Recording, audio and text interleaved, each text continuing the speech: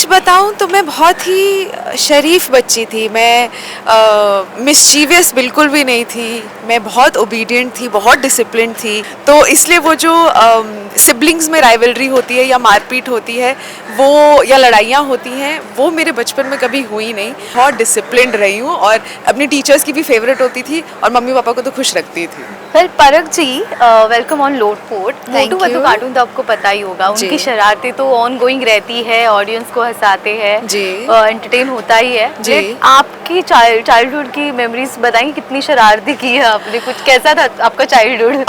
सच बताऊं तो मैं बहुत ही शरीफ बच्ची थी। मैं मिस्चीवियस बिल्कुल भी नहीं थी। मैं बहुत ओबीडिएंट थी, बहुत डिसिप्लिन थी। बचपन से ही बहुत शाई और इंट्रोवर्ट काइंड थी। मुझे खुद के साथ टाइम बिताना तब भी बहुत अच्छा लगता था, आज तो बहुत अच्छा लगता ही है।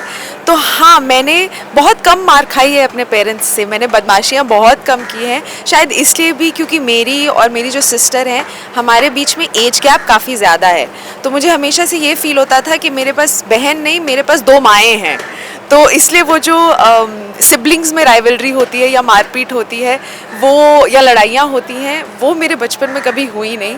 और शायद क्योंकि घर की सबसे छोटी थी तो बहुत लाडली भी थी सबकी, बट वो लाड कभी सिर पे नहीं चढ़ा, कभी बिगड़ी नहीं मैं उस चीज़ को लेके। और आई थिंक वो मेरे पेरेंट्स की रियरिंग थी, तो मैं बचपन से ही बहुत डिसिप्लिन्ड रही हूँ और अपनी टीचर्स की भी फेवरेट होती थी और मम्मी पापा को तो खुश रखती थी। ग्रेट। वेल ये भी एक मेमोरी होगी कॉमिक की बचपन में। हाँ, ये हमारे लोटपोट। लिए, आपके लिए हमारी तरफ से। Thank you so much, thanks a lot, this is precious, thank you.